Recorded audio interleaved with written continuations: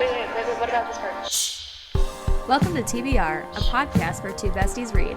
I'm Addi. And I'm Alex, and join us as we reread, Review, and reevaluate our favorite books over the years. Shh, I'm reading. This week on TBR, we're covering The Whispering Skull by Jonathan Stroud, Part 5, A Big Night Out, chapters 20 through 24.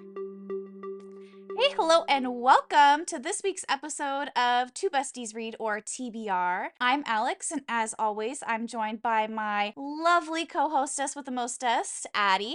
Addi, how are you doing today? I am here. I'm alive. I'm alive, awake, alert, enthusiastic. That's good. All those adjectives are great. What are you drinking today? I have coffee, but I'm also weird because Ooh. I put eggnog in my coffee in the wintertime because eggnog is available in the Oh my store, God. and it's a great creamer. Iconic. I love that. Yes, so I'm very alive. How are you? I'm also alive. I'm drinking water right now. It's a little too early for a soda, so. Hydrate or dihydrate. Listeners, this is a rare morning episode record. Ho ho ho. All right, this week's episode, we're covering Part 5, A Big Night Out, which is chapters 20 through 24. And our question for this week is, what top songs are you putting on your Lockwood Co playlist? Oh yeah, I forgot I came up with this question. The reason I came up with this question is because it was a hard one. Well, yeah, it's a hard one, but the reason I came up with it is because they're going to the Fitz ball. So obviously, what songs would you like? Yeah, you got to get down on the dance floor. Listeners, you should know, I told Alex that when we have to come up with these songs, they cannot be songs that are already on the Lockwood Co. album or featured in the TV show. That was a hard caveat there. It is. You could do songs by an artist that is featured in the show, but then we're just going to make the whole playlist. Do I listen to that playlist all the time? Yes, absolutely. But here are some other songs, and some of these are from, like, edits that I've seen, and they're really good. My number one, Alex, and I have played this for you, is Reckless Driving by Lizzie McAlpine. Like, that's a great song in general, but, like, oof, that Loch Lyle angst, that's so good. It's such a good song. Chef's kiss. It's about, like, a relationship where someone's clearly more into it than the other person, and the person that's not into it sees that it's going south, and that the other person is being very reckless. Lockwood. I also have I'm Just a Kid by Simple Plan because I feel like that's very fitting because they're all just kids. Just children, yes. Yeah, yep.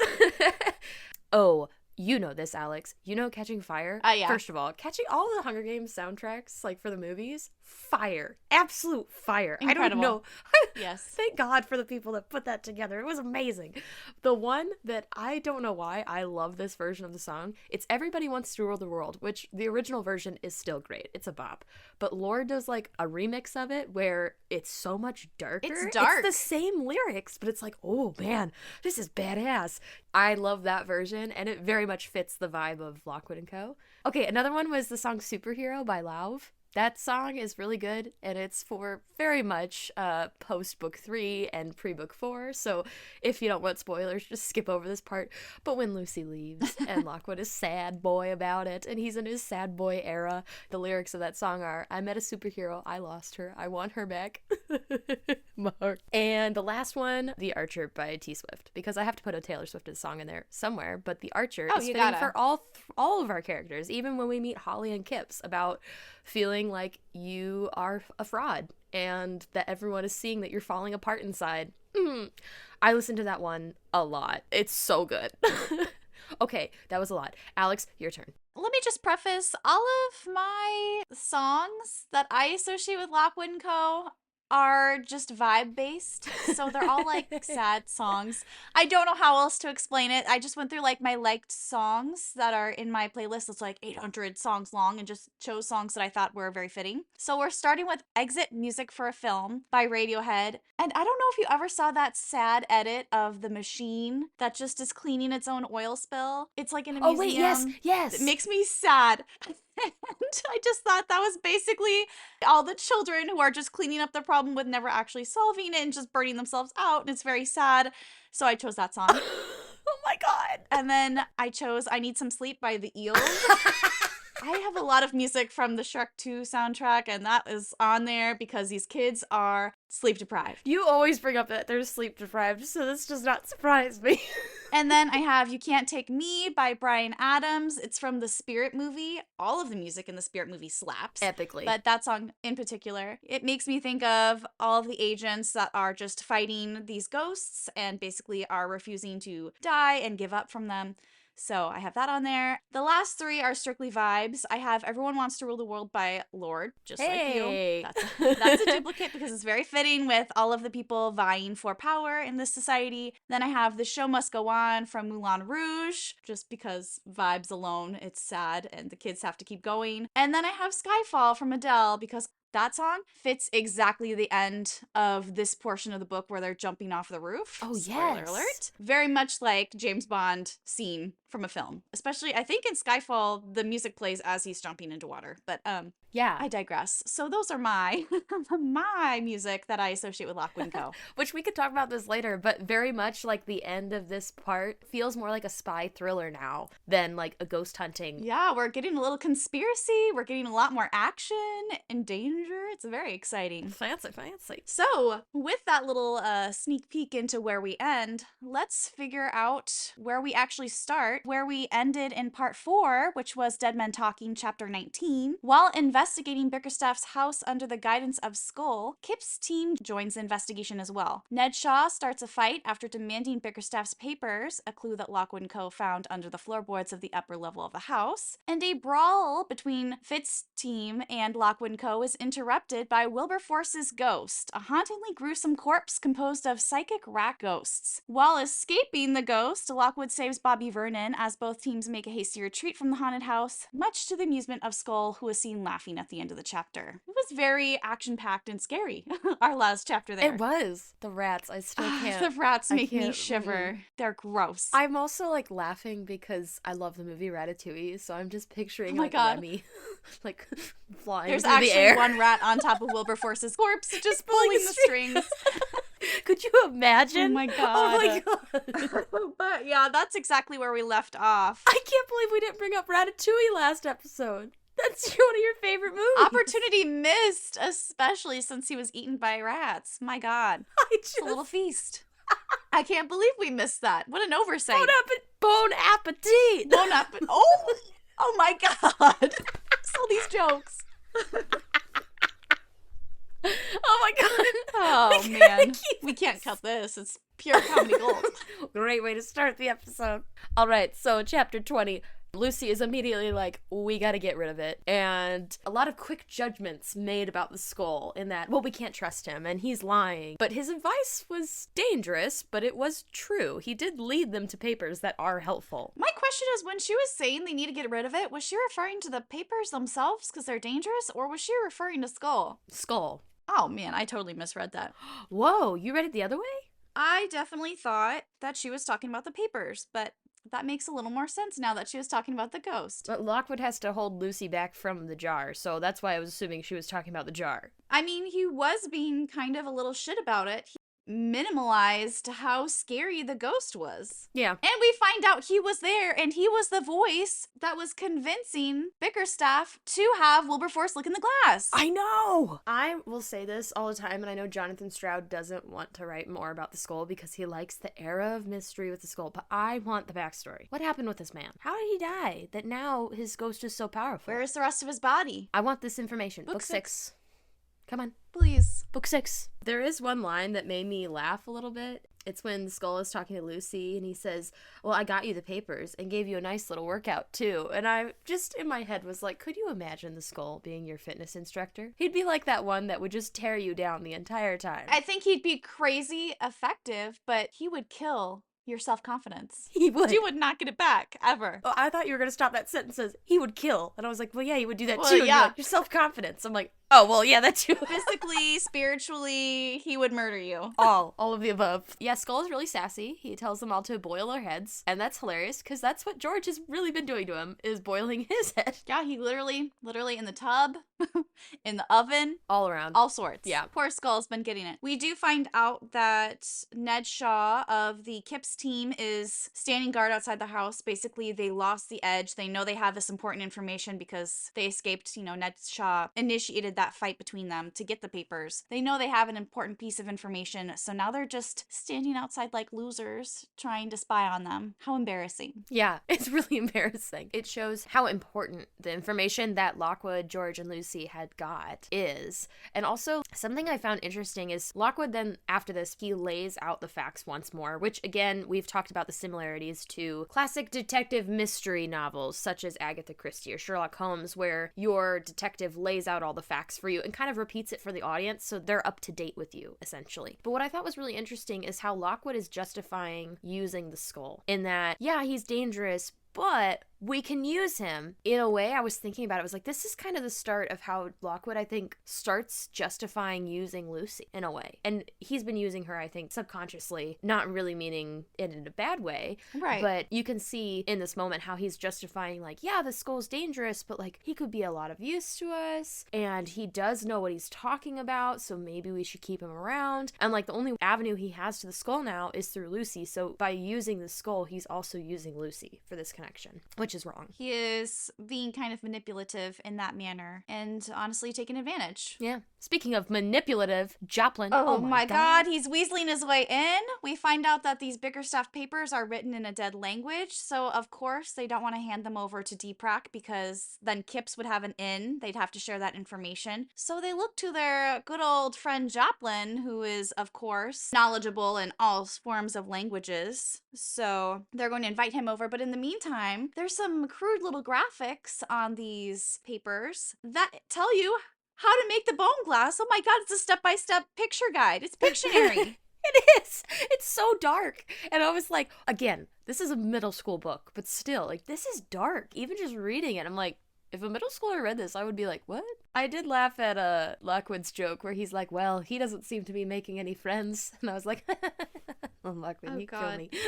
My question about this, as always, they said that Bickerstaff was a visionary of his time because he was into robbing graves and doing all this creepy, sinister, culty activities. But the problem wasn't a thing back then. So how would you find these sources? I know the picture guide's like, step 1, go to a cemetery and grave rob. Step 2, go to the gallows or an execution site. And step 3, go to catacombs until you get all these bones enough to make the glass. How would you know that there are visitors attached to these bones if you can't see them? Well, and that's why I guess I would be really interested in a Skull book to learn his backstory, but honestly, I would want to learn how all this information came to be. Again, I'm not really into like ghost stories or any of that history of how people have been dealing with ghosts in real life throughout the years. I am intrigued where this information came from because Bickerstaff, how did he research this? How did his mind think that this was something he wanted to look into? How did he know that everything was tied to a source, even if it wasn't as powerful? Like, I'm very curious of that backstory of where that all came from. Yeah, I'm so intrigued. And the scariest thing about this picture guide, not only that Bickerstaff was able to follow it and make a bone glass from pictures alone, whereas like I have trouble following IKEA directions that have no words. I can't put that stuff together, and he's managing to make a bone glass.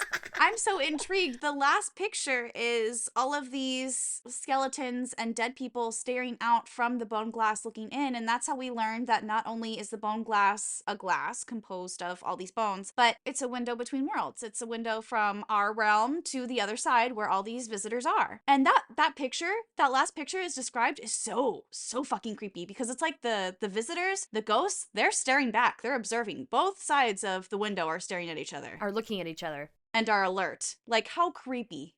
Yep. And it's, again, mirroring the issues of you have these ghosts that are looking into our world like, oh my gosh, I want to go back. And you have these people that created this bone glass that are now looking into this one going, I want to learn more. So they're both reaching out to each other and therefore creating that bridge. Oh, creepy. It's very scary. But this is such a huge hint at what's to come and what I love about this book in general. I think it's the one thing that makes this book really strong in the context of the whole series is that it's a big hint at what's to come, and it introduces all these little hints of everything that's going to come up later. It's a testament to Stroud's writing. You know, it's not like other authors where magically they just like come up with stuff at the end, and then some people read it and go, oh my gosh, it was there the whole time. It's like, well, not really. They kind of just like wrote it in the end so that all these other strings would attach from the end. It's like, no, you can see that like Stroud has been planning this since the beginning. Like, this is something he wanted to tie through the whole time, and it's so smart. Yeah, we really get the feeling of breadcrumbs because we're getting little snippets of information, starting with the bone glass. Later, we're getting a little more information as we go about things that become huge in the last book, the Fitzball and in the library. So we're just getting these little breadcrumbs that are enough when you're reading it, not quite to pick up on. You're just like, oh, how interesting. Let me forget about that later. And then in the end, it's like mind-blowing when everything comes together. It's really masterfully done. It is.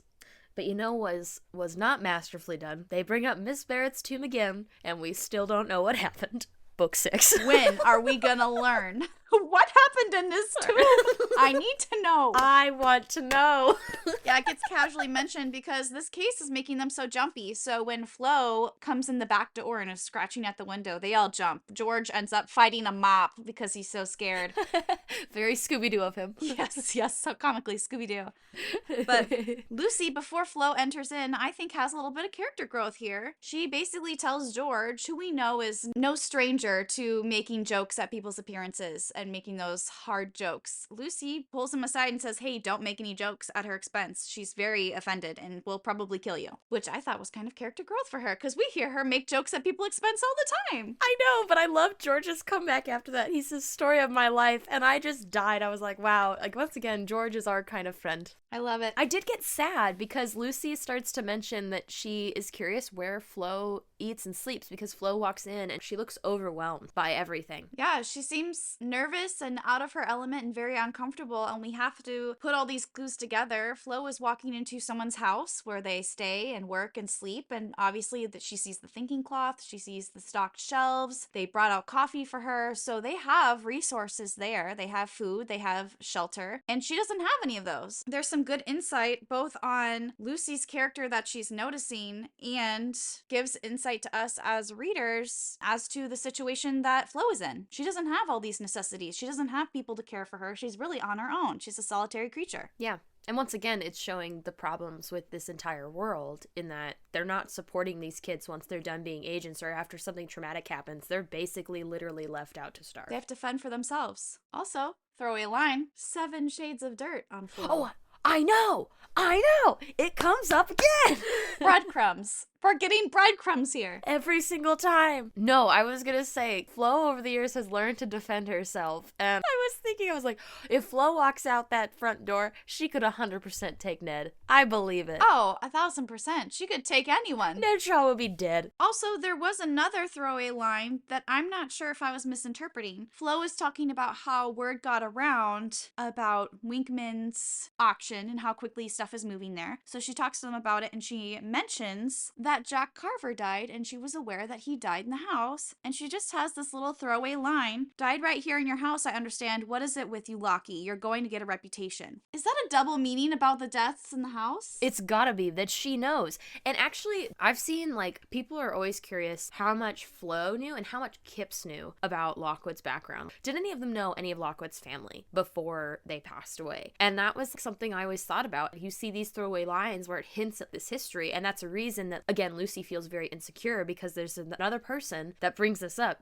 Which you said it's a throwaway line, but like if I was Lucy, I'd be standing there like, wait, what? Another death. What? Yeah, that's those lines that when you're so curious about something, your brain picks it up and you turn it over in your head over and over and over until you get that puzzle piece to fit.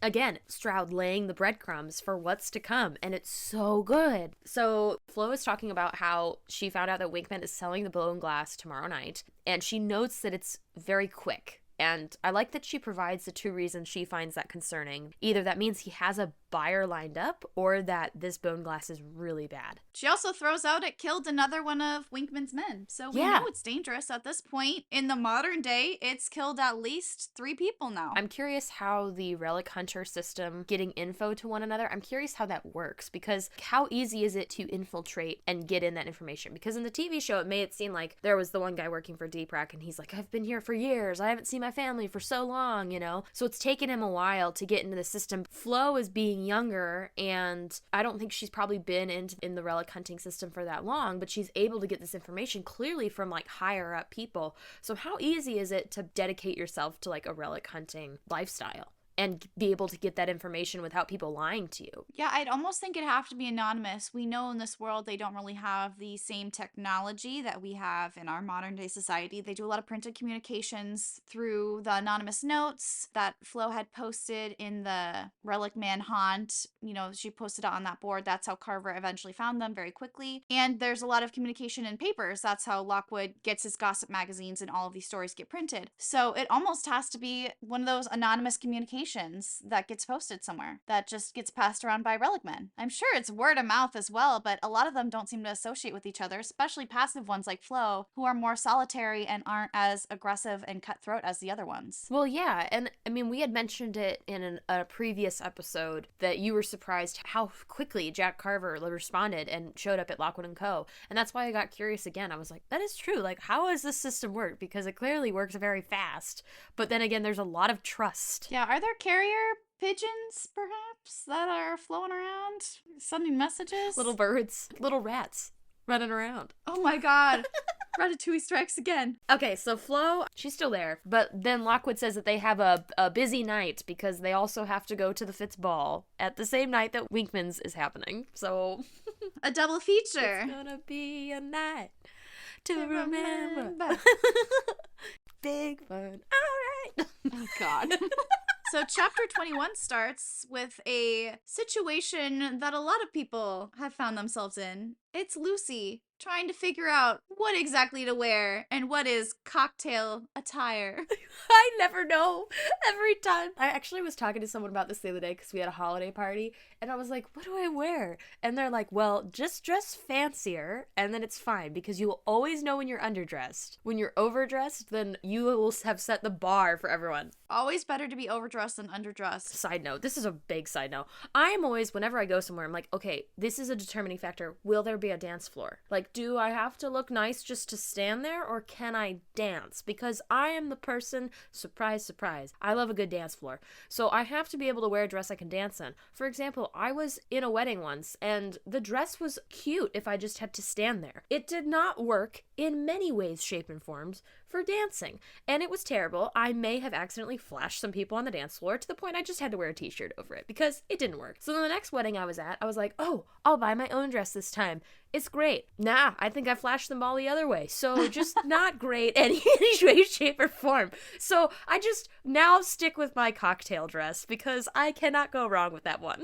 You gave them dancing and a show. I did. A night they won't forget. Okay, anyway, so yeah, Lucy doesn't know what to wear, and Lockwood is getting ready, and George and Joplin are going through the papers that they had got from Bickerstaff's mansion, and I did think it was kind of a hint at what's to come. Joplin is very perky now. He's very excited about everything. But I did have a question. Do you think that George at this point has told Joplin that they're getting the bone glass back? Or is he trying to use them as a means to an end to get the bone glass back? I believe it's twofold. I think Joplin is aware that there are agencies on the prowl for the bone glass. So I think he's excited about that because he might get it back or it might go into Deep Rat custody. And he has a better chance of getting it back and getting his hands on it if he can get George as excited as he is and potentially sway him. I also think there's a twofold component where he's very excited about these papers because this is information he did not have. And as a scholastic man who is so interested in the problem, so interested in what Bickerstaff was working on, he now has the key to making his own bone glass. And he has the knowledge on behind how it was made. It's basically like the Rosetta Stone of what he wants. So he just got this incredible wealth of information from someone that he believes is exactly like him. We see parallels between Joplin Joplin and George that are quite frankly insane. Besides the obvious of them both wanting to research the why behind the problem, we've seen Joplin say multiple times now that George is a man after his own heart. He's a research guy just like him. He's very much leading in his footsteps. George looks up to him not only as a source of information and a wealth of information, but also as a role model, because this is what George could have been. It's what George could be after he loses his talents. But we also get these nonverbal parallels on how exactly they are. They are so physically similar in their mannerisms now. It's unsettling with the glasses. Yeah, I was just gonna say that. I was like, I noticed that this is the first time Lucy mentions that Joplin starts playing with his glasses, and I was like, whoa, this is like the same way that George does, once again pulling at those similarities and the mirroring effect between them. The one difference they do have is just Joplin's dandruff. You know, maybe in later years, George will develop that as well. No, not our George. I think Joplin realizes how good of a position he's in. He's working alongside an agency that's working to get the bone glass back, and he's getting all this information from them, whether they know that they're handing it to him or not. I think he's a very inquisitive man and picks up on a lot of the subtext, to the point where Lockwood has specifically asked George, are you telling him what we're doing? Does he know that we're trying to get it back? And comments to Joplin himself that he can't comment about the work, basically trying to keep the distance. So I think Lockwood realizes that Joplin's kind of honing in and inserting himself into the investigation in a way that's not normal as a client. Yeah, and I just, again, we've talked about this since the beginning of the book, that this is George's stupid era, where he just makes stupid suggestions, but he's not in his right mind. But him suggesting, like, well, we should let Joplin in on all this, and Lockwood blows up at him. And it's, like, rightfully so. Granted, again, Lockwood always takes it a little too far, but it makes sense when you've read book 3 that Lockwood doesn't like letting people in. I should say he likes letting people in that he wants to let in. Like, he wanted to let in Lucy, so he lets her in. He wanted to let in George, so he lets her in. He does not trust Joplin. He does not like Joplin. So when George is forcing that, hey, you need to let this person in, he doesn't want to, and he blows up about it. Which, again, just adds to the tension of why book 3 is so good, is because Lockwood does the same thing to Lucy, and she's not okay with it, and he does not understand. So it just kind of shows, again, we have to remind ourselves they're kids, so yeah, we can get mad at Lockwood in book 3, we'll talk about that later, but he is just a kid that's dealt with a very traumatic childhood, and this is just his trauma response. He doesn't want to deal with it. I think Lockwood also notices that Joplin is influencing George in a way that's causing George to be very excited, and in that excitement, George is becoming reckless. He said now multiple times, yeah, I looked in the bone glass and I was okay, I still feel the effects, but I think George is getting this complex that he's starting to get special. And he said now multiple times, maybe if I did look at it, maybe I'm strong enough, maybe my talents are large enough, maybe I'm young enough that I would have been able to survive and I would have been enlightened. He even says, I could bring it here, we could try looking at it, maybe there's no harm. And Lockwood flies off the handle, and rightfully so. He says, so many people have died from this. What do you think you're doing? Be for real, basically. Again, it's why I get mad at Lockwood for, like, almost using Lucy with the skulls, because he knows how dangerous sources are, and he's okay letting Lucy that close, probably because he knows she's very talented, which shows that he has a lot of confidence in her. But also, it's frustrating because he wants to let in the people he wants, and he wants them to stay there. He doesn't want anything to change. He doesn't want them to leave. And back to my Archer song choice by Taylor Swift, it's a theme that comes up in that song, but the idea that you don't want them to leave, you want them to stay. And that's very much Lockwood. Is like, he doesn't want them to see through him, but he wants them to stay, and that's a flaw that he needs to recognize that is inhibiting him from really connecting with these people. He's not letting them have kind of their own free will. But again, when you've seen his trauma in books 3, 4, and 5, and his history that he's gone through, it makes sense why he blows up, and he's really concerned about George in this moment. And we go straight from that concern to them getting all dolled up for their ball. Sometimes I think that male authors have it so wrong when they write female characters, but Lucy's description of her dress, where she's like, oh my god, it was perfect in every way. I hated how I looked at it, but it had a belt, so it was great. It was like, that is their world's version of it has pockets. I know, I was gonna say, I was like, we really should just add in, it had a belt, and it has pockets, because that would be the best part. And we have the pink moment. The necklace! Lockwood gives Lucy a necklace. Lockwood gives it to her and then immediately downplays the significance. Yes. He's so nonchalant about it. I like it because each necklace that she gets whether inadvertently or directly from him, is a step up each time. So like the first one, it literally wasn't even a necklace that he had when they found. It was a source. The second one is, spoiler alert, we learn it's his sister's necklace. But he downplays it, like you said, to where, oh, it's just another necklace. The last one, when we get there, we get there. Oh, it is an event. So now that they're all ready, they head over to the Fitz ball. And we get a little insight on how Lucy's feeling. It's been 12 months since she first went to the Fitz house. Yeah. From when she failed her interview. And we have this huge change. Since then, she's been in the paper a couple times, solved a couple major cases, and is now a person that is important enough to be invited to an event like this. I have a fun side note for you. Once again, British terms to American terms. Ooh. She is walking up to the Fitzball and she's talking about how there is lavender beneath the shoes, there's the brightness of the crane lights, and the heat of the fires. In the British version, aka my Audible version I was listening to, it said the heat of the brazier. I probably said it wrong. Brazier? Brazier. Razier. Portable heater consisting of a pan and a stand for holding lighted coals. The more you know. And the first picture looks like witchcraft. So that checks out. All right. Anyway, so there's that one. And also, this is my favorite one now. It's not tuxedos anymore. Dinner jackets. Wow. So fancy. So we have sports coats, which are less fancy, and then Dinner dinner jackets, jackets. which are tuxedo 007. It's giving Lockwood, Anthony Lockwood. But he has pockets, so really, come on, who's winning? Yeah, for real. Lucy's dress or the dinner jackets? Back to the timestamps. I do like that we get timestamps to let us know how far it's passed. So the ball is very elaborate. We get a lot of descriptions of the inside of Fitz's house, which she notes looks more like a house than like a office building, basically. It's a headquarters for Fitz agency, so it should look more like an agency, and it looks like a house. But the most tragic part is the Fitz kids are running this event. Why isn't this event for the agents? Why is it for the adults? I don't know. Ugh. I did find it interesting that we do get a little more world building here. There's a lot of stuff to analyze. Some of the things I noted was that since the problem started, female fashion has evolved and developed to become more colorful and risque. And then also there was a little throwaway line about how sad music was banned after curfew, because after curfew, if you're listening to sad music and you're having all those sad emotions, it can give rise and give power to visitors. So all the music after curfew has to be happy music. Oh my god, I would die. Isn't that crazy? Oh my gosh, I didn't even notice that. That's a good find.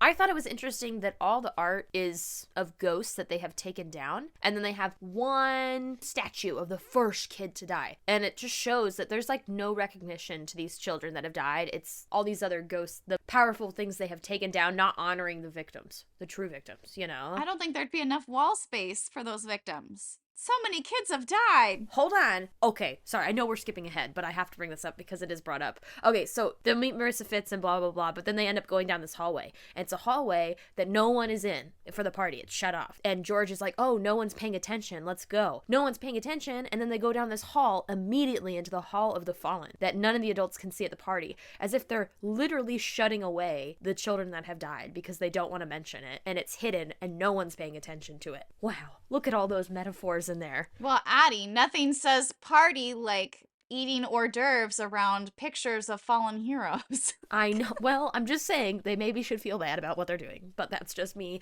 on my mini soapbox. I need to air some confusion about these relic columns. I don't understand them at all. I understand that they hold sources and you can see them, but can you? Because you're adults. So how do you see a source? And I know in later books there's mentioned about like, oh, this ghost is staring at Lucy and seems to really like her. How do people see that? I don't understand. Is it just for adults? They're just seeing, oh, look at these bones. How interesting. And they're just in like a shadow box pillar.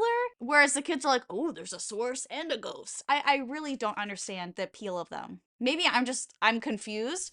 I think only the kids could see them. So if the adults, they just look like these cool columns that light up. But why would you want to have those up? Because also we were talking about how some adults might feel like bad vibes from like sources being near. Do they just not feel it because there's iron or steel around it? I would assume they're in the same sort of material that a source container or like skull is in, that sunrise glass or whatever he's in contained in it, so that they don't feel any emotions from it and are just getting to see the horror horror of what it is. But I feel like to these adults, that's very exciting for them to be out after curfew and be at a party and drink drinks and wear these low-cut dresses and dance to happy music. It's just very exciting while the problem is raging on around them to get to experience this thrill of being around danger, but not really be around danger. Yeah, and again, when you think about it that way, of these adults that get to dance around and live this carefree life while these sources are contained, but while the children are serving them the whole time. It's all sorts of sickening. Yeah, and we do see that the people in attendance here, all these adults, are the very big and powerful of this time in the society. We see the Lavender head honcho. We see the lady who's now the head of Fairfax Iron. They see Steve Rotwell. Yeah, they see Steve Rotwell.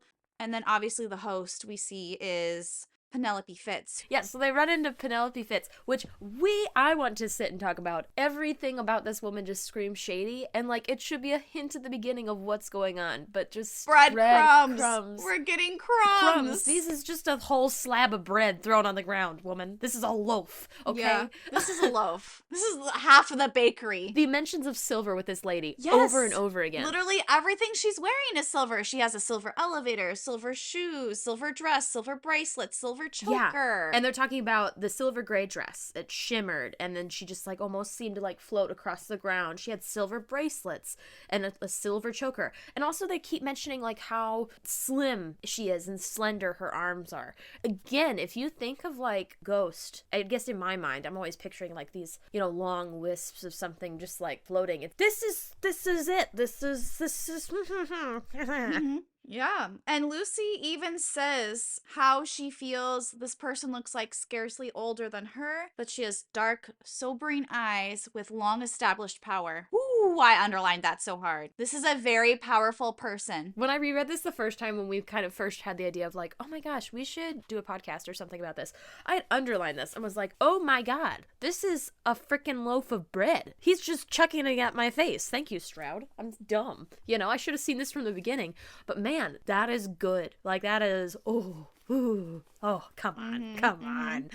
Oh my gosh. So Penelope has a good talk with Lucy, Lockwood, and George, and she actually brings up one of the relic columns that has Long Hugh Henratty, and his legs are apparently gone. And she's talking about how her grandmother, Marissa Fitz, and Tom Rotwell located the body in 1962, and they dug it up. So Rotwell dug up the body while Marissa kept the ghost at bay by waving her iron spade. And talking about how they didn't really know what they were doing. It was the early days of ghost hunting and everything. And I just want to say, back to mirrors. Let's talk about how this mirrors the beginning of the story of them digging up a body and Lucy and Lockwood throwing their rapiers about because they didn't really know what they were doing or where the body was Oh my God! Ooh. Then it makes me wonder, has Penelope been following them that closely where she's like telling them the story as a I've been watching you warning, where she's telling them the story that mirrors exactly what they were doing at the beginning of the book?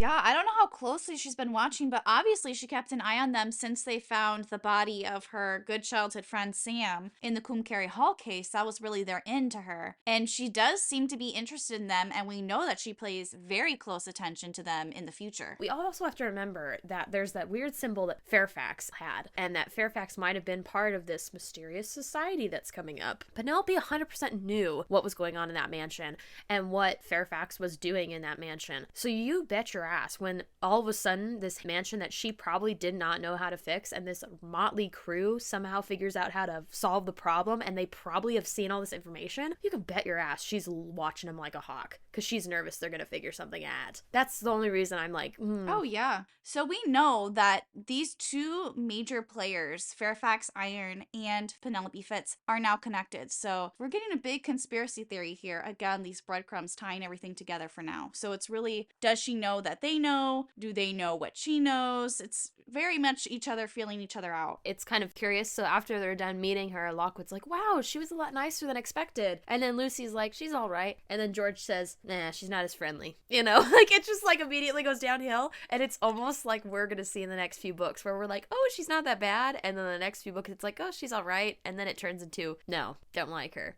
so it transitions. It's really cool. It's like reflective, again, again, mirroring what's going to happen. Like, mirrors. I know we mentioned it's been 12 months since Lucy has been in this house for her initial interview. It's been just as long, if not more, since George has been back, because this is where he was priorly employed. So I think we see a little bit of fire in George in this chapter here. We see the person who Penelope was talking to earlier was the personal assistant that fired George. And after he mentions that, we see a quote-unquote sudden fire of indignation. And then George is all of a sudden ready to go into the Black Library. It's almost like he got that reckless streak again. He needs to prove himself in a place where they dismissed him, not only as a job, but as a person and a researcher. So we see that fire for George too. So not only are we seeing Lucy kind of make her redemption here in a job that she couldn't get, but we see George getting his redemption in a job that he was fired from. Yeah. Well, and also George notes that Penelope doesn't remember him, and he's kind of offended by that. Which, again, we're not doing like a whole comparison to the show, but I do think it's interesting how the show kind of changed the plot line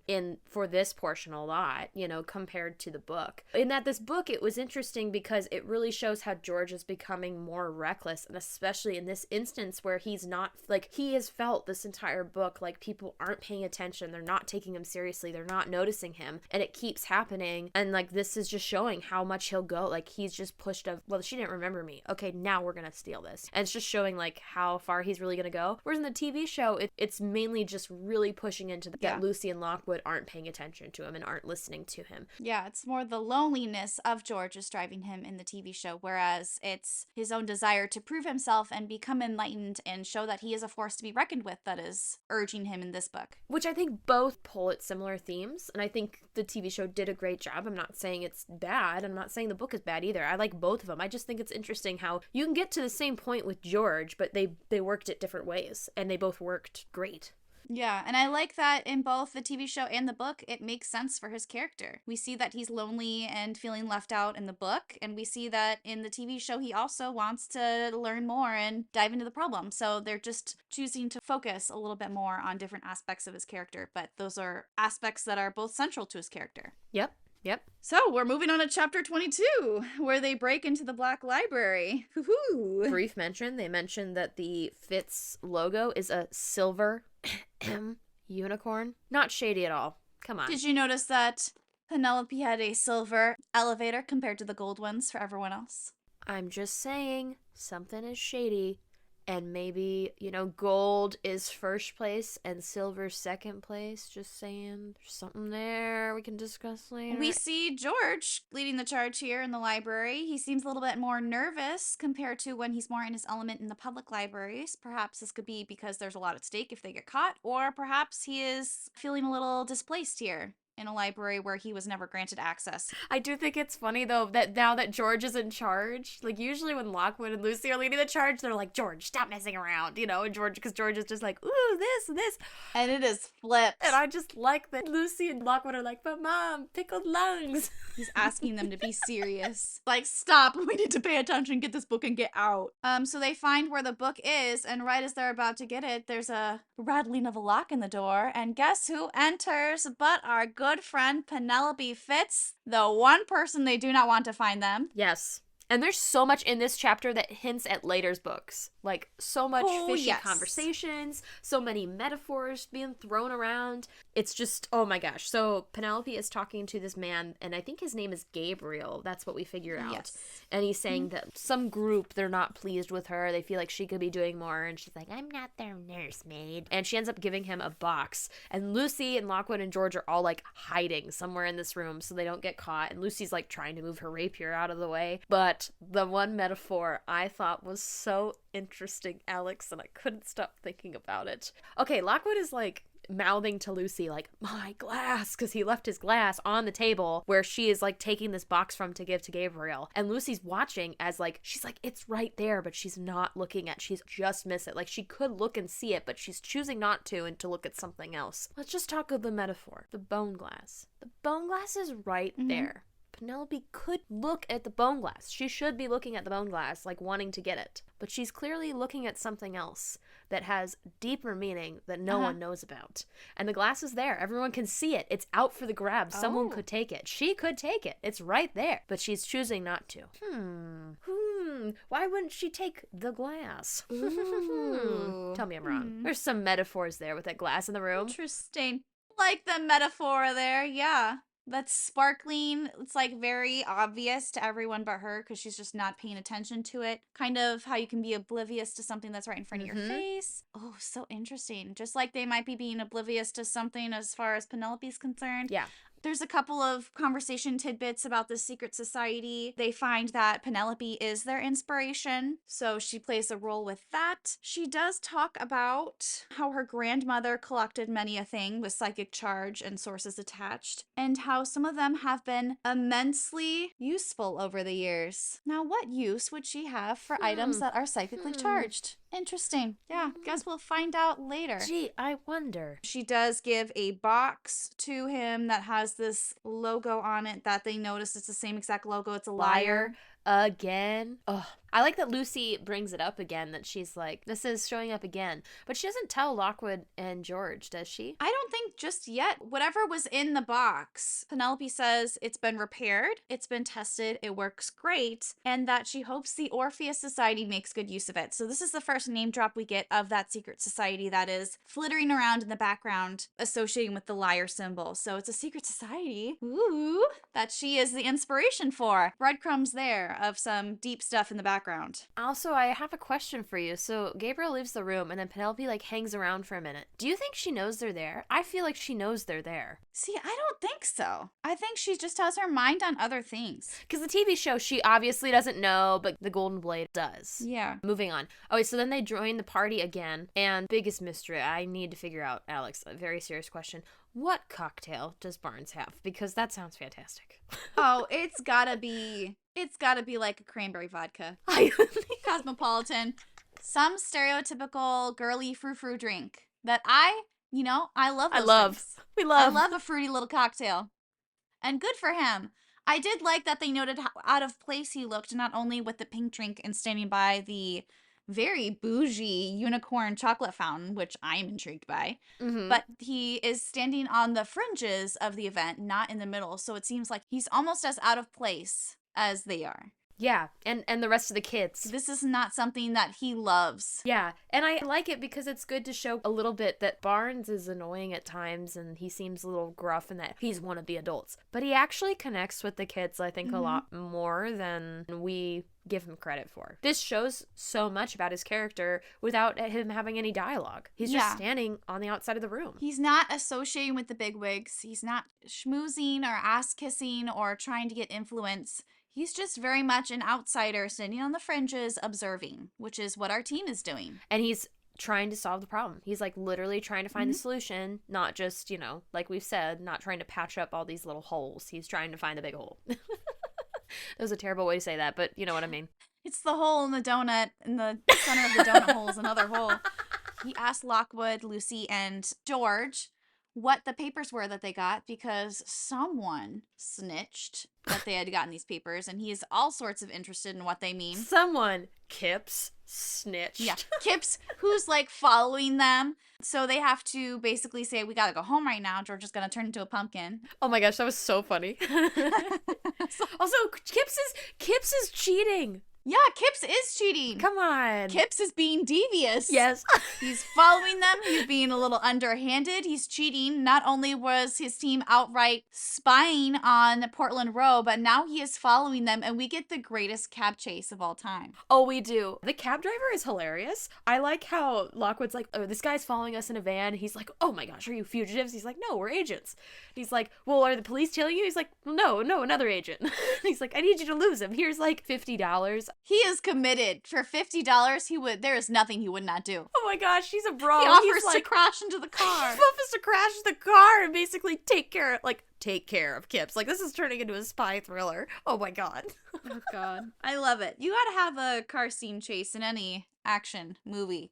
Yep. So we get that. It goes off without a hitch. They're able to sneak out as the cab is slowed down. Kips follows the cab that doesn't have them in it anymore, so they effectively lose their tail. They change into their dark agent clothes. And Lucy keeps on her necklace. Oh. Yeah, and then they're ready for the dangerous part of the night. Lucy mentions, that they're putting a lot of trust in Flowbones, that the timing has to be right, that she's going to show up, she's going to fulfill their deal to help them get the bone glass and get it back to Deeprack, putting a lot of faith in her. And I thought it was interesting, again, that Lockwood places a lot of trust in people to do physical things, but not emotional things. Ooh. And this is where you see a difference, is that, like, yes, he trusts Lucy and George, but he trusts them to do their job. But he doesn't trust them enough to tell them what's going on, like in his inner thoughts and feelings. Yeah. He does not trust them enough to share See, that. at the beginning, I was kind of frustrated with Lucy because Lucy brings up, oh, we can't really trust Flo. But in context, that makes complete sense. Lucy depends on her team to keep her alive, and their actions have kept her alive in the past. She doesn't know Flo. All she knows is that Lockwood trusts her and has some sort of connection with her and knows about her backstory, and he knows that she knows his backstory. But Lucy doesn't have that connection at all. She doesn't have that trust. She's blindly trusting and following Lockwood on this one to keep her alive in this very dangerous situation where Winkman had basically said, if we run into you again, if I catch you, we will kill you. So yeah, that's a lot of trust for Flo. So I almost think that's also why George is teamed up with Flo in this situation to ensure that everything goes off as safe as it can, whereas Lockwood and Lucy are taking the more dangerous role, the more riskier role, and they're going to infiltrate the auction and steal the bone glass itself. Yeah, and George really wants to join them inside, and Lockwood, again, is a little mean to George, but it's true that George really shouldn't be in there, because who knows what would have happened. That's actually a what-if question of what if George did go with them. I think it's good that George doesn't go, because George is getting to the point where he's being too reckless, so they really don't know. Especially where the bone glass is involved. The last time he came face to face with it, he froze up. He was enthralled by it, and they had to save him. So if that happened again, they would not only have to save themselves, but they'd also have to save George, and they don't have the time for that. Chapter 23. Yeah, chapter 23. Also, let's just note that this whole business is happening in a abandoned fishery. I bet it smells great. So fishy business happening in the fisheries. Ooh, good one. Dang. I can't believe I didn't think of that. That's incredible. I'm so sorry. So Lucy and Lockwood are, they're up like kind of on a roof almost, isn't it? Or where are they hiding? They are in an alley, I believe, and then they shimmy up a pipe. Lockwood and Lucy shimmy up this pipe, and Lucy is terrified of heights, which, same girl, you're doing great. And Lockwood is again checking that everything is on schedule, which, again, I do like that they're doing the timestamps every so often of what time everything's happening. Because when you watch a TV show, it's like 4 episodes all from the same night. Yes, I do oh love my gosh, it. this is all happening one evening. This is the longest night ever. Yeah, literally. As of right now, it's 11:30. I believe the auction starts at 12 sharp. So at 11:45, they start to scale up the building. Flo and George are hanging out in Matilda, which is Flo's little rowboat, on the Thames below, just in case things go bad, and they will be the distraction to get Lucy and Lockwood the opportunity to steal the bone glass. Side note, in the American version, it says they put on their ski masks. In the British version, I will now be using this word, they put on their balaclavas. Ooh, see, I have heard of balaclavas before. I've heard it before, but I just was like, oh, yeah, I like that better. It's not my normal rhetoric. I would say ski mask. It fits the spy thriller vibe we're going for here, so I'm going to keep using that. I do love that this comes into play later. They have the cheap ski masks, which do not have a mouth hole. No. Oh, it's so good. I get to a yellow moment. I highlighted... Is it? Oh, wait. It's going to be the same moment. I know it. That Lucy Is it where they need to speaks have a up word for with George? I was just cheering on Lucy because she says, when this is over, you need to have a word with George. And he's feeling left out. And it's always us that does this while he just has to hang around. And it's true. Like, they keep excluding him. And again, I think it's interesting that the TV show really honed into this, and then Lucy didn't even notice. Yes. But again, I think it's good that this book is showing a lot of different ways that George feels isolated and that he has to prove himself in multiple different ways. Because we've seen that his talents aren't quite as strong as Lucy and Lockwood's. And obviously it seems like physically he's not as good as climbing. That's what Lockwood mentions. But they are very exclusive. Lockwood does recognize that, like, okay, yeah, he's not as good at this task as you are, Lucy, but but he has to get the timing right. He has to make sure all the research is correct. Like, he is still important. So Lockwood, like, doesn't just completely blow him off and be like, oh yeah, George is just there. Like, no, he still recognizes he gave George an important job, but, like, I think Lucy is correct in mentioning that, like, we're leaving him out and he wants to be here. You should give him a chance. Yeah. Even if they are taking the brunt of the risk by actually going into the auction, they do need to have this conversation with George, because Lockwood, like you said, does mention that George is good at other things, but does he actually say that to George, or is he just saying that now to Lucy? You know, you can feel left out and have good reason to be left out, but you still need to be recognized for your other contributions. So I think it's really important that Lucy's bringing this up. Not only is she more sensitive in her talents, but she's also more emotionally sensitive. Yeah. So they get up there and Lockwood's like, okay, masks on. And I do enjoy that Lucy is like, oh, these masks, they were so uncomfortable and you couldn't speak. But man, it was a joy to wear them. It's just like, you remember when you're a kid and you want, like, oh my gosh, my dream, I wanted to be like a stormtrooper for Halloween, just so no one could know who I was. I could be like really secretive. Would it probably be a comfortable outfit to sit in class with? No, but I felt badass if I could, you know? Like, it's like a little kid. It really is, to show again that they're kids. They're dressed up as cat burglars. Yeah, and they're like, oh man, I looked stupid, but man, I felt great. You know? So they sneak into this auction. They're sitting in the back. Winkman has started the auction. He's giving them a little appetizer with some other source. I want to note really quick, I thought it's interesting in the show there's like a huge room of all these people, which shows how intense and nasty this source is, because it's a room full of people that automatically show up like on a short time notice to want to get this source. So it's like sickening. This one, it is kind of like, ooh, creepy. Because there's only 3 people in the room, like 3 buyers, I guess. And then each of them has a kid. Again, children are being grossly exploited by adults. They're bringing children to this illegal auction. They're basically being used as like a sniffer dog, kind of, to see if this is legitimate merchandise. Leopold guides the auction at this point. I do think this is so smart. This is another world-building moment where we see how objects that are psychically charged can have echoes, they can have noises, he talks about whether or not they have a visitor attached, and he gives the risk level. So the first thing he gives has no visitor attached, very chill, just echoes of gunshots, no risk level. And then we skip ahead to the bone glass, which is surrounded by iron chains, rings of salt, and iron filings. And Lucy can still hear the buzzing. Crazy. Through all of that protective material, and she's all the way in the back of the room. She can still hear it. Like, it is that strong. Yeah. I want to bring up, I think it's interesting that Winkman's son is the one that checks all these sources. And it's, I mean, we'll just say in general, we've talked about this, but Winkman's son's adaptation in the show compared to the book is so different. Like in the show, he looks like he's very much like an abused child. I mean, in a way, when you see how it was adapted in the show and then you read this book, you see probably why he is, because you realize Winkman tests all these sources. In order to test their validity, he has to have his son look at them and see what's wrong with them. That's horrifying, because you know how many sources his son has probably looked at and like deaths he probably felt if he's like a listener. My goofy side note is it's not really goofy, it's just like, I don't know why in the show, you know, Winkman's son is just the cute little cinnamon roll. He's so cute. I don't know why in the books, whenever they talk about his description, I'm just picturing Dudley. Like, yes. That's all I picture. Yes. Because I keep mentioning how greasy he is, and I'm like, yeah, Dudley. I could see it. I did want to note on page 324, they do say that the young slim man with the mustache and curly hair is there. Yes, the man from the party. And then also, my question is, so he has this cane that obviously has a rapier inside of it. Fancy. Very equal to Lucius Malfoy's, like, wand in his cane.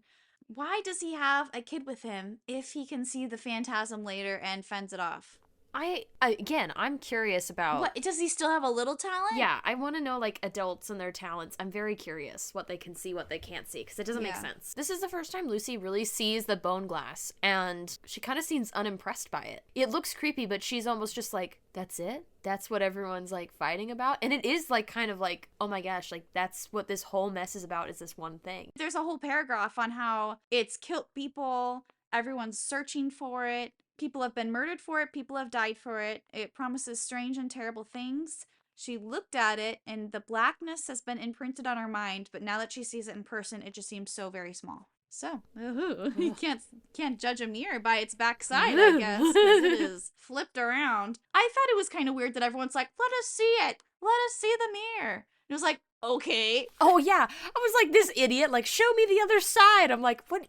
Dude, people have died. Like, Winkman's really trying to sell that this is like an authentic bone glass. And you see more of this relic hunting world of that. They're like, okay, well, what about Jack Carver? And Winkman's like, oh, crap. Like, that businessman that's like, oh, sorry, we did sell that thing that, like, you know, killed someone, you know, that they want to keep their reputation clean and that no one dies from these sources because they want to be able to sell these sources. So they have to be honest with their clients and they have to have a clean reputation. And you just see how much, like, Jack Carver, like, dying messed this up. In a way, it hints at you that whoever killed Jack Carver must not be a relic hunter of any kind because it's sloppy. Yeah. I mean, it's a very brutal world, the relic hunter world, especially those aggressive ones that kill and steal to get their relics. But there is almost an honor code amongst these relic hunters. So they're like, well, why would we buy it from you if you're killing the people that are bringing it in? And we get that little clue where Winkman says, why would I kill him? I paid him and he was in good health when I left. I wasn't even the person who told him to steal it. He came to me after stealing it. So in our list of suspects,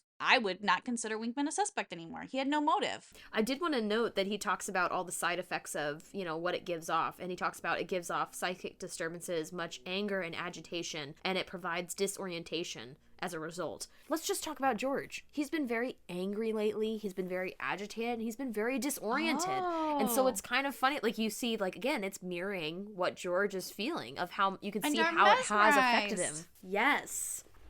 Yes, there you go. Very high risk level. Yeah, so you see how it already has affected George. Once again, like, showing that, like, something's not right with him, you know, and it's the bone glass's fault.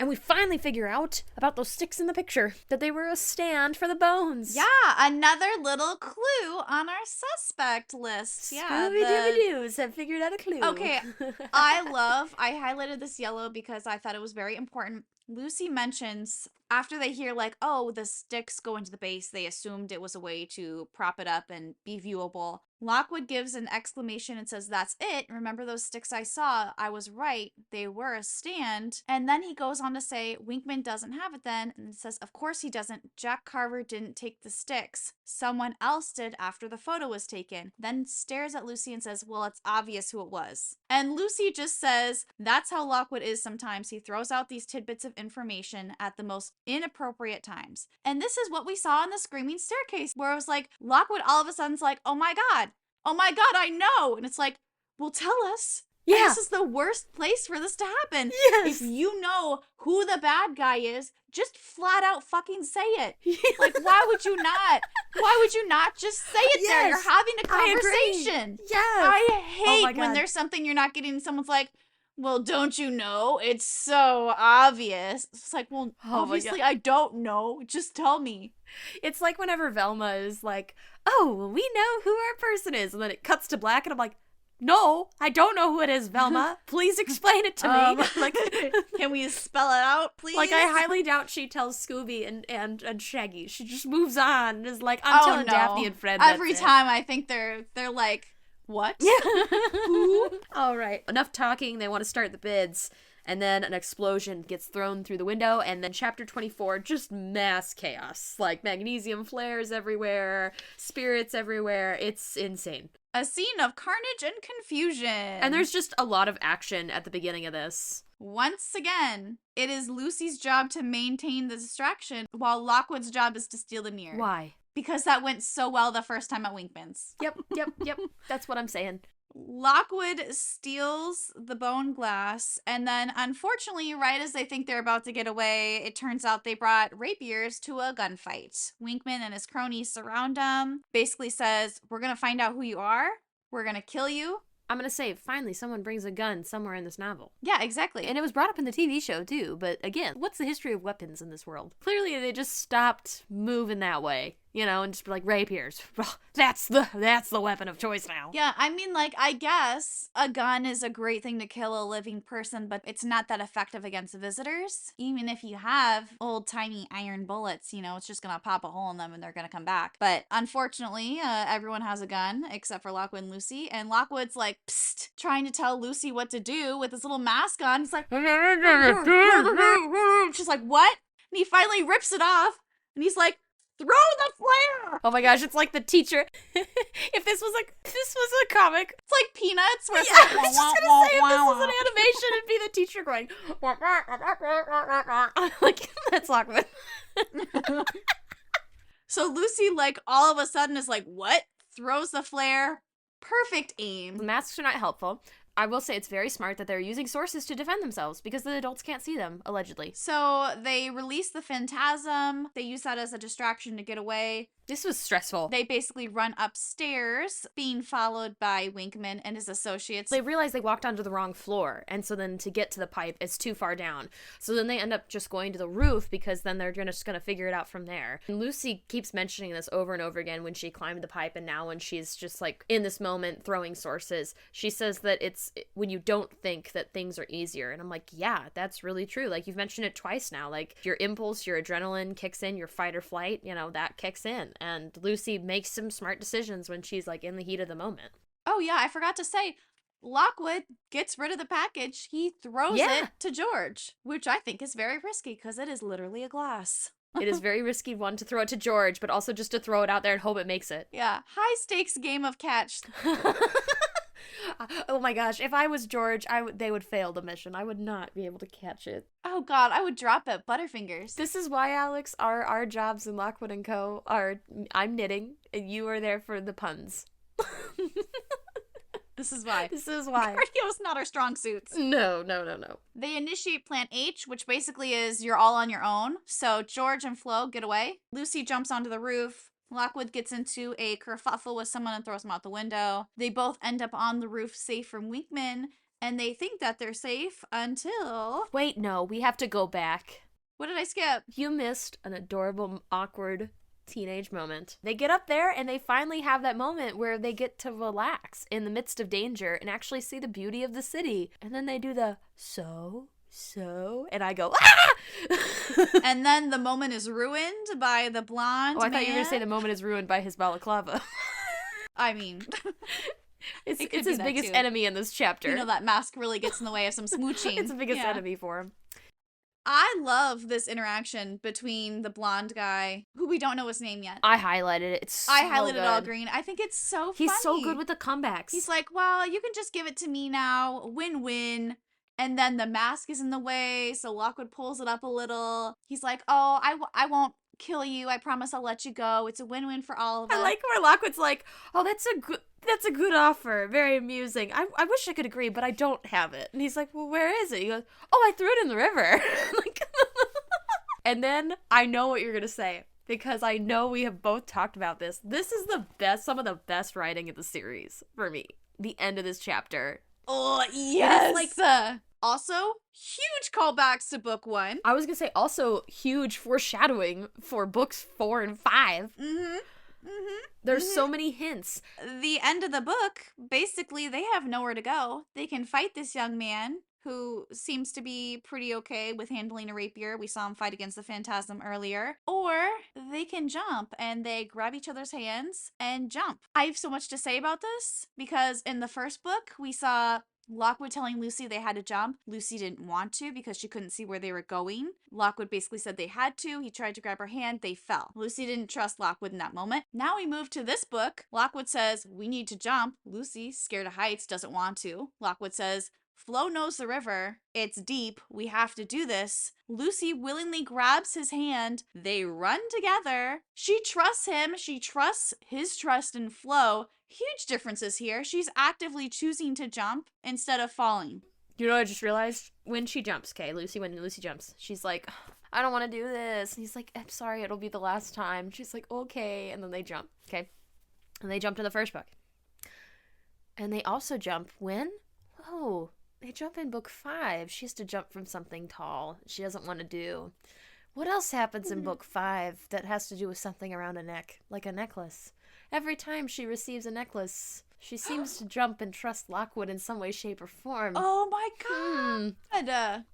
Addi! Holy shit, we'll have to bring this up when that happens. Oh, I'm fine. Oh, man. I'm fine. I would like to note, and this is kind of minor I guess it's major spoilers of what's to come, but it's hints of the other side also when they jump into this water, because when they jump in, everything is slower and it feels like it's in slow motion. And then all of a sudden they're thrown to the other side where everything's dangerous again, you know? And it's idea of like, they're in this like other side, which is just like the water, and it's keeping them safe in some way, but they could die, you know, just by staying there a long time. Also, it is such a metaphor to Lucy's point in time where she's at with the Lockwood Co agency. You know, she actively chose to be involved. She jumped. Now she's kind of hitting an equilibrium. Whereas in the next couple books, she's really finding her place, deciding whether she wants to actively participate or leave. And right now, she has this flurry of panic where she's recalling her life and her name, and she struggles, thrashes, and basically decides not to give up, decides to be an active part, and then ends up near Lockwood. Ugh, my God. So many good metaphors here. I can't get over it. And that's the end of this chapter. That's the end of this section. Now we're on to the what if portion of this episode. What if George had gone in with Lucy and Lockwood to Winkman's auction? What do you think would have happened? I think they would have gotten caught. Or George is pretty good with numbers and knowledge, and I think he's a little bit more observant. I think he would have caught that they were going to be on the wrong floor and would have stopped them. Agreed. I don't think they would have ended up on the roof at all, so they wouldn't have to jump. And I don't think George would have jumped. I don't think George would have jumped. I don't think George would have been able to contain himself when there was actually the fight with all the explosions and everything. Well, okay, two things. One, I don't think enough explosions would have been thrown because you don't have two people throwing them. Now you just have one person. Exactly, yeah. So that's A. So I don't think it really would have worked on the ground floor. Also, I think George's recklessness would have caught up with him and he would have somehow pushed Lockwood out of the way and taken the bone glass. And even if like he was going to bring it with Lockwood and Lucy, he would have accidentally looked at it, he would have taken it, and he would probably, I don't think he would have like necessarily like run away with it. I don't think he would like harm that trust that he has with Lucy and Lockwood, but I think he would have wanted to be the one to prove himself and get the bone glass instead of Lockwood, and in a way then it would have thrown off Lucy and Lockwood's plan, and so they would have gotten caught and killed. I think yes, if they would have gotten to the finding where the floor's at, I think George would have remembered what floor they were on, so they would have been able to get away. But I think what would have happened on the floor, I think that's what would inhibit them from actually being successful. Agreed. Yeah. I agree. All right, favorite moment guessing game. I think we both know what our favorite moment is. I think it's a little obvious. Yeah, I think we both have that very... Should we say it 1, 2, 3? Yeah. The last bit. Book. Yep. Yeah. Was an obvious one. Yep. Oh, God. I, like, know it's yours, and I know it's mine. Yeah, I was like, it's a close second is the necklace. Close second is the necklace, but... That should be too. Me too. Oh, God. I really should just start guessing my own favorite moments because too many times it is the same. Next episode, we're doing part 6 through the looking glass, which is chapters 25 through 30, but I believe we're doing chapters 25 through 29, and we're going to save that last chapter for our end of book discussion. So we're almost done with 2 books, Alex. Look at us go. Oh, we're going through it. Can't wait to continue. It only gets better. I know. So prepare yourselves for even more of us geeking out on these breadcrumbs. And being there goofy. are so many. You will be full by the end of the books. Yeah, be sure to check out our socials. We're on Instagram and Twitter at 2bestiesread. We're also at Gmail at 2bestiesread@gmail.com. We also have a freaking awesome website. I'm going to shamelessly plug that because it's adorable. So be sure to check that out. Yeah. It's incredible. I am so impressed. You can literally find everything on there. Addi is so good with technology. It is incredible. Yeah, we have all our episodes posted on there with the links to the YouTube and the Spotify, and we also have a little backstory on how our podcast came to be. We also have our annotation guides. We also have a little bit of why we chose this book and this series, so be sure to check it out. Well, that's about it. But please, let us know your thoughts. Do you think George and them would have actually been successful if George had gone onto the floor with them? Do you also are now thinking about Ratatouille in the previous chapter? Because I can't stop thinking about this whole time. Did you know about balaclavas? Come on. That's a cool Realistically, word. How long would you have been able to wear one? Because I believe I would have, as soon as we started running, I would have ripped that sucker off.